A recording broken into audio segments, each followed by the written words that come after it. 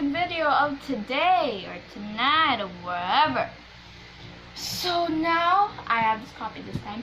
I have Queen of Shadows. So we did Arrow of Fire the last time. Now we're gonna do Queen of Shadows by Maas, favorite author. I love it. So in this, with beautiful Aelin or whatever. So we're just gonna read the back first. No masters, no limits, no regrets. Sorry. We're not gonna read this small summary at the back. So in this, as soon as she goes to Adarlan, she goes and meets Cowl. Is that right? But she's so mad at Cowl because Nehemiah's death was basically on Cowl. She is forced to stay with Cowl because of like some sort of bond that they have to do to like fight for this. Because Cowl is the guard of Dorian, and he really wants to protect Dorian, his friend. So he'll do anything basically. So just as long as Alien will get Dorian back or not kill him, since there's a valve inside him right now, then he'll be fine. Then as soon as the process in the book goes on, she meets her cousin Adian. The last time she saw him was when she was 9 years old. In the story, she is 18 or 19 years old. And she sees the sword. I'm reminiscing. Right. So before she met her cousin, she had this kind of teacher for like grace and stuff. She had to form in there so that she'll go save Adian, who was actually captured. I'm sorry for the mistake in the last video. Adian was actually captured. He did not run away, only Cowl did. I had realized that yeah. So as soon as Cowl tried to, so he kind of distracted the guards. Alien was there pretending to be a performer in this ballroom. They were celebrating because they were gonna chop off the general or Alien's cousin's head, Adian. They're gonna cut off his head, and that's what they're celebrating for. And they go to, and she distracts them. She pretends to be the dancer, and and then as soon as possible, she drops these kind of magic, since magic is not actually allowed in Adarlan, because there's this clock that I will soon speak of later that had, trying to think of the word, that had like barricaded stuff. Like there's like this force around the kingdom that had not allowed magic. So magic was not allowed in there, so they can't use magic there. And then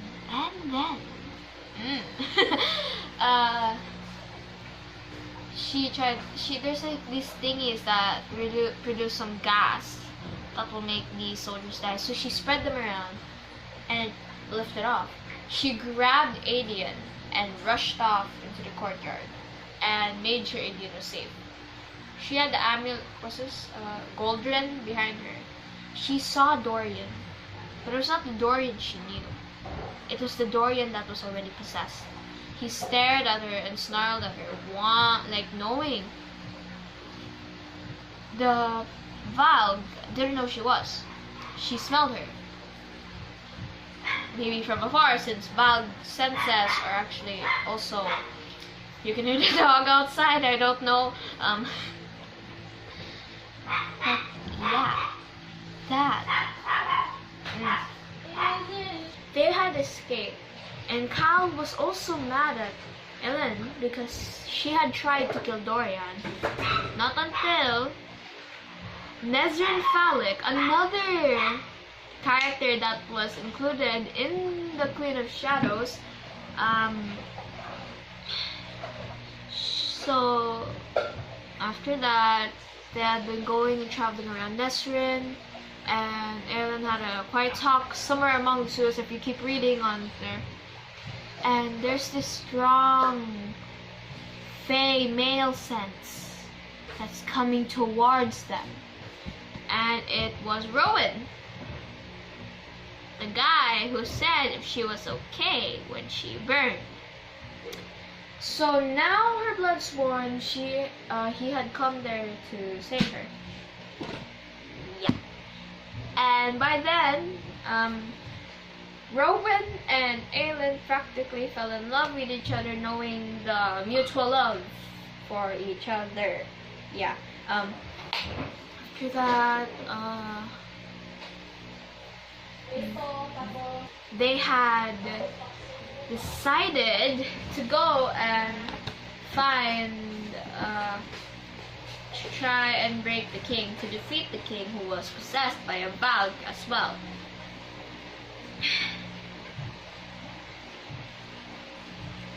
I remember characters now.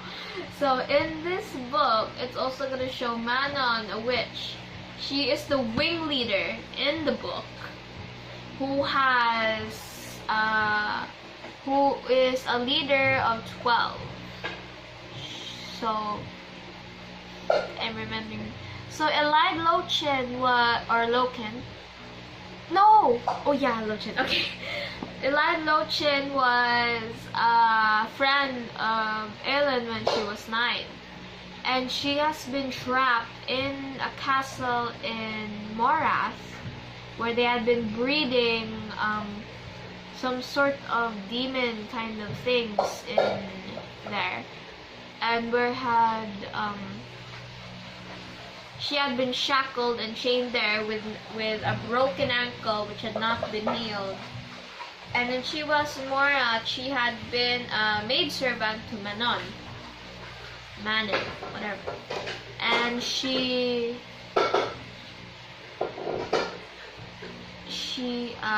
Manon, taking pity for her, had asked her how did she survive and how did she get here. She said that her uncle Vernon was the reason why she's there. Now, skip. She had told Manon that she was a witch, when she was clearly not. Blue blood. Blue is the color of the blood of the witches in the story. So when they had tried to get Elide to escape, Elide had stumbled into one of the dungeons below, and she had met Calton, and Calton had met Aelin as Kalena Satterthon, where she was still an assassin and did not reveal herself yet. So she doesn't know that Kalena is Aelin, so she told Elide, I know she didn't know. Girl, I want you to give this to Kalena Satterthon as thank you for giving me that cloak when she was cold down in the dungeon when no one had been there for her. Then as Calton had power, she had magic within her. So telling Elide and the rest of the witches to go fly out of that dungeon, Calton had exploded the whole Morath mountain. So everywhere it exploded. So whatever has been bred, or what was during the breeding down there, was dead and killed by that blast. So Elide, now roaming around Oakwild with a broken ankle. Yeah. Then as you continue with the book, Aelin, Rowan, Adian, and Lysandra, an old friend of hers. I know I haven't made a book review yet of Assassin's Blade, but I already know that Lysandra was part of Aelin in her childhood. So Lysandra had a girl with her called Evangeline. I like that name. So Lysandra's actually about to set free, because her work in this was a prostitute. But she did not want to be a prostitute in the first place. She was forced to be by some woman, Clarice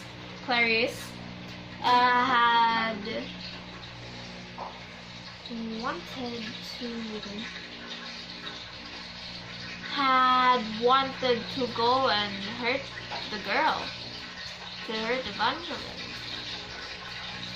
That wasn't the reason.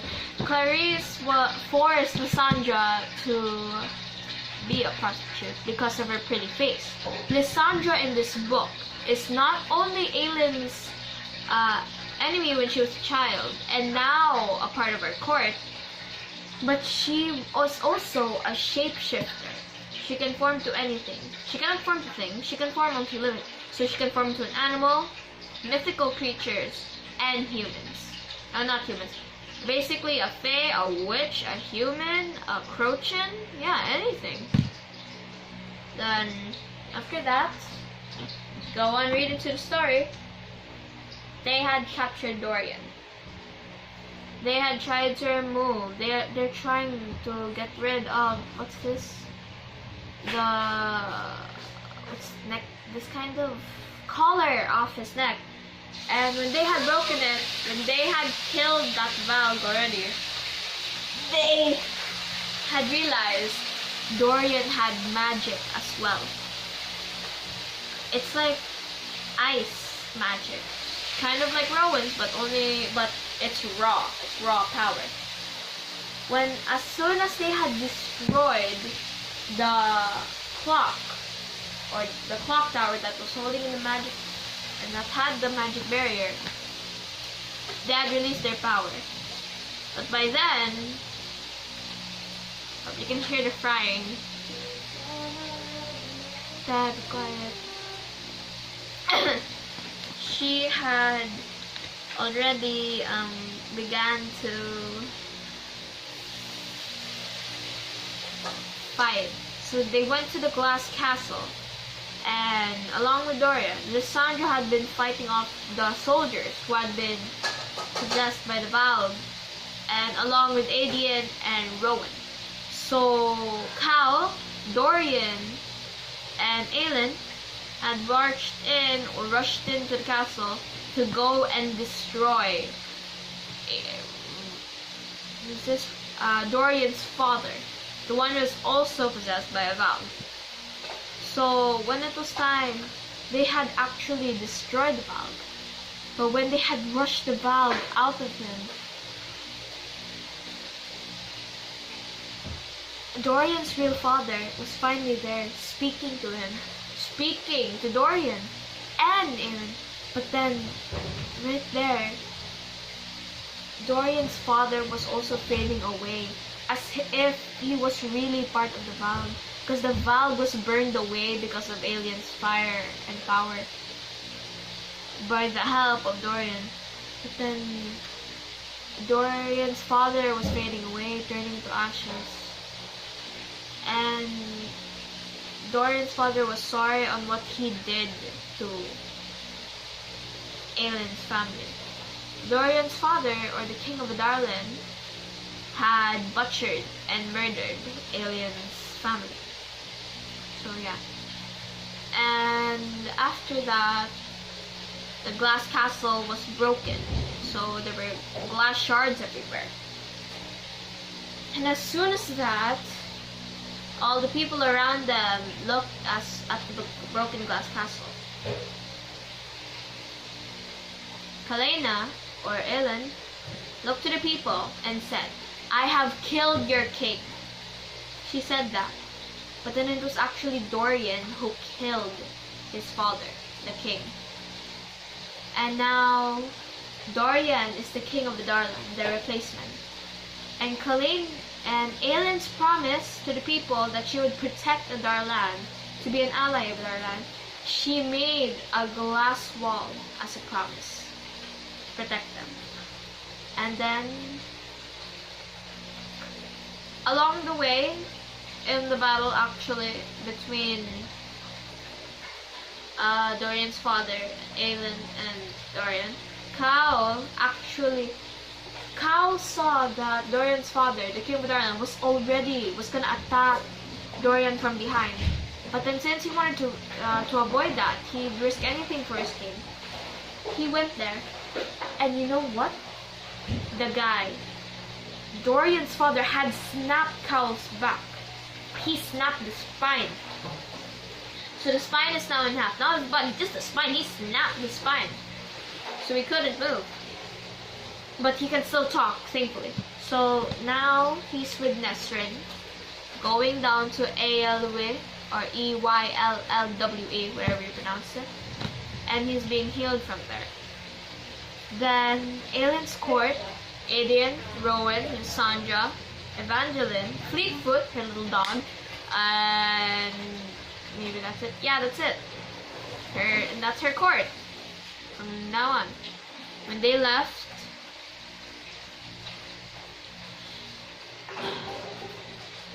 Dorian felt alone in that castle, stone castle. He did not want to be in the glass castle because it's broken already.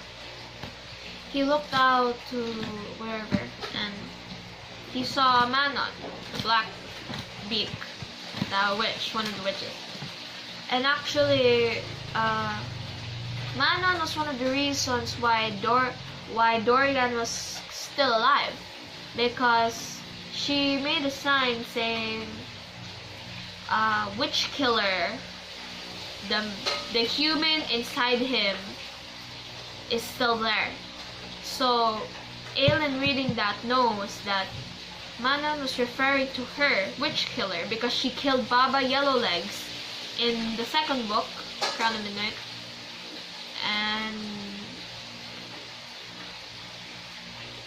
And saying that Dorian's human self is still inside his body, even though the valve possessed him. And that's how she found out, and that's why Cowles and Aelin still had faith. And so when Dorian saw Manon flying with her wyvern out there, when he saw her, he smiled and waved as if to say, "I remember you." And Manon smiled and went off, and then that's the end of the book. It was as if to say, okay, that's it, that's the end. And then you go and see that there's a sequel of the book, Empire of Storms. And Empire of Storms will be the next book review, guys. And probably will be in a long time, maybe not in a long time. I will also be doing Tower of Dawn. After Tower of Dawn, I will be doing Assassin's Blade, and maybe as soon as I'm done with those. And so that's it for today, guys. That is what I'm gonna do. So I hope you enjoyed this whole video about this Queen of Shadows by Sarah Maas, my favorite author. This kind of long summary and review about it.